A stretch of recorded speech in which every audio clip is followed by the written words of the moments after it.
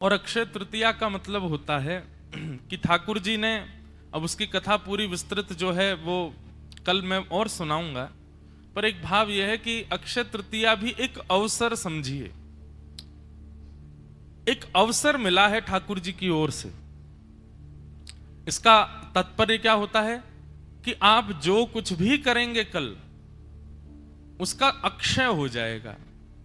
अक्षय मतलब उसकी गिनती नहीं है, उसका क्षय नहीं हो सकता, फिर वो इतना बढ़ जाएगा, इतनी मात्रा में हो जाएगा कि उसका कोई क्षय नहीं कर पाए, उसको कोई खत्म नहीं कर सकता। चाहे वो पुण्य हो, चाहे वो भाव हो, चाहे वो प्रेम हो, कुछ भी, वो सब अक्षुण्य हो जाएगा।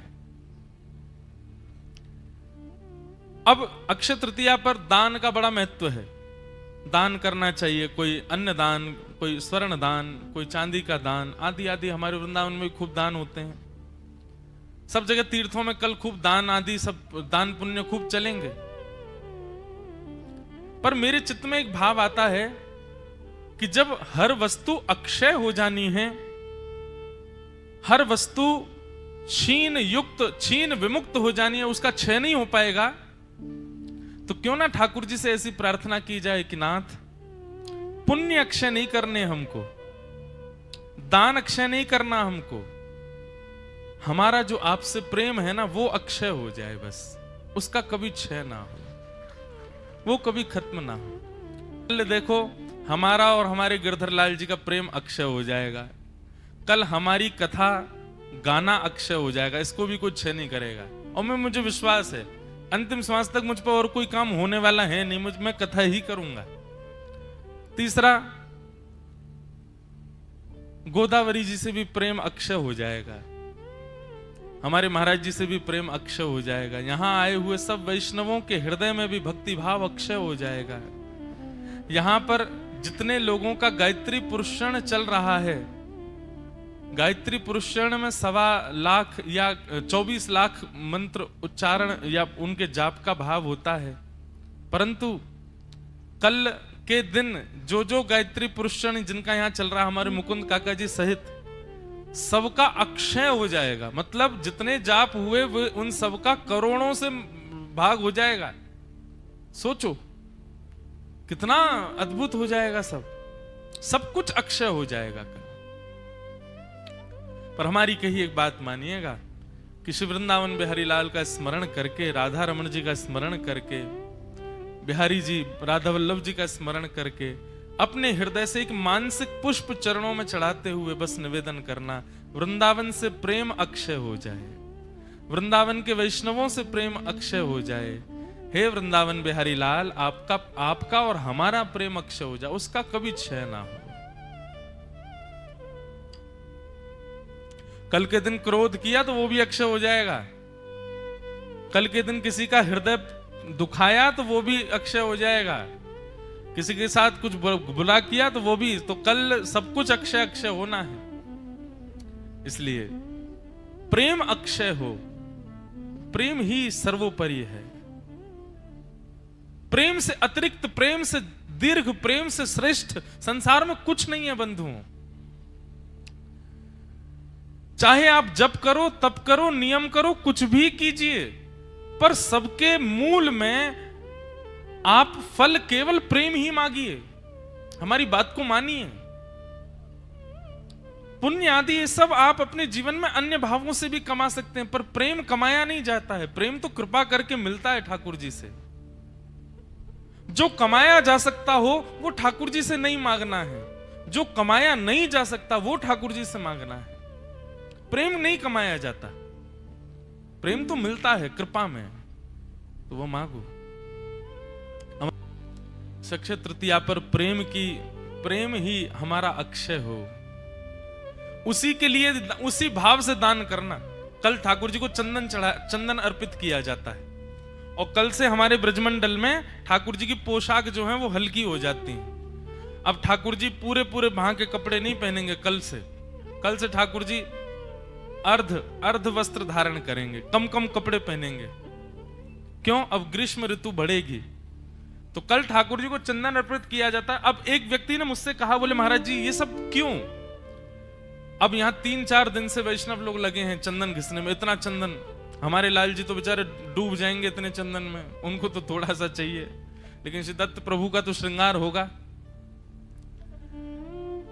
ठाकुर जी को क्यों अर्पित किया जाता है ये सब?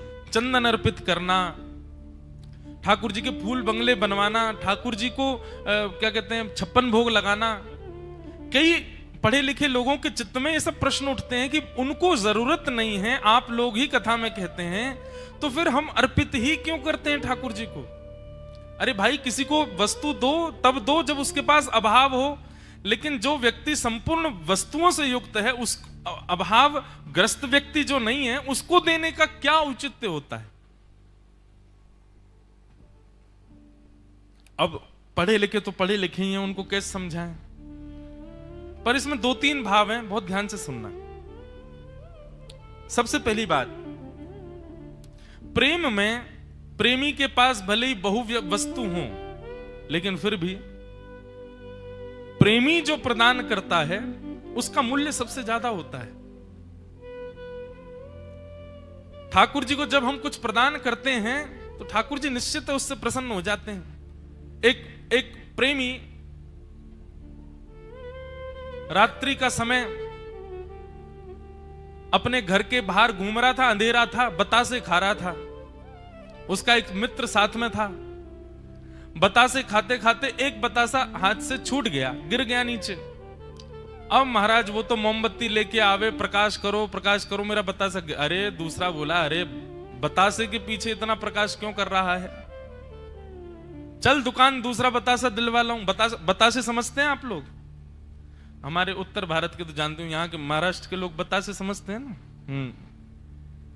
बतासे, तो बतासा गिर गया उसका। ओ बेचारा वो तो लग गया वहां पे, मोमबत्ती जला, ये कर, और ढूंढे पूरी गली में बतासा कहां गिरा। उसका मित्र बोला, बावड़े बतासे की 1 रुपए की कीमत नहीं होती, तो उसको क्यों ढूंढ रहा है? बोले उसकी 1 रुपए की कीमत नहीं है, लेकिन वो मेरी प्रेमिका ने दिया था, उसकी कीमत कितनी है ये मैं जानता हूं, उसके हाथ से मुझे मिला है, वो कितना बहुमूल्य है तू क्या जाने।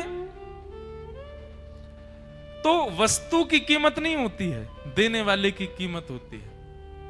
पहली बात तो हम ठाकुर जी को इसलिए सब वस्तु देते हैं, उन पर कोई कमी नहीं है, वो त्रिलोकीनाथ है, पर फिर भी हमारा प्रेम है। और जब हम प्रेम से देते हैं तो निश्चित है ठाकुर जी के हम प्रेमी हैं, तो ठाकुर जी के लिए वो बहुमूल्य होती है। त्रिलोकीनाथ होते हुए भी, त्रिलोकी की संपत्ति होते हुए भी हमारे द्वारा अर्पित की गई सामान्य वस्तु ठाकुर जी हृदय से लगाते हैं, उनको बहुत अच्छी लगती है। कर्माबाई की खिचड़ी वो इतने विधि विधान से नहीं बनती थी। यहां पर प्रसादी कितने विधि विधान से बनती है? गोदावरी जी के जल में बनती है, वेद मंत्रों का उच्चारण करते हुए ब्राह्मण देवता प्रसाद अरोगते हैं, और गुरुजनों के स्मरण करते हुए आदि आदि समर्थ रामदास जी के श्लोक बोलेंगे, आदि आदि सब भाव कहते हुए यहाँ प्रसाद पाते हैं। मानो ऐसा लगता प्रसाद साक्षात प्रसाद के भगवान ही हैं वो, महाप्रसादे गोविंदे। चैतन्य महाप्रभु कहते हैं ना, साक्षात गोविंद ही है महाप्रसाद के रूप में। लेकिन कर्माबाई की इतनी शुद्ध रसोई नहीं थी, सामान्य रसोई। बिना नहाई धोई कर्माबाई रात के सोए हुए वस्त्रों में उठ करके खिचड़ी बना रही है, मुंह भी नहीं धोया, अभी कुल्ला भी नहीं किया उसने। उसको खाने के लिए जगन्नाथ भगवान दौड़े आते थे। क्यों? वहां भी तो कह सकते हैं त्रिलोकीनाथ है। अरे जगन्नाथपुरी में तो इतना भात बनता है, ठाकुर जी पूरे भात में ही रहते हैं 24 घंटे। क्यों आते थे कर्माबाई के पास? क्योंकि प्रेमी के द्वारा दी गई वस्तु का बहुत मूल्य होता है, उस मूल्य को कोई नहीं पा सकता।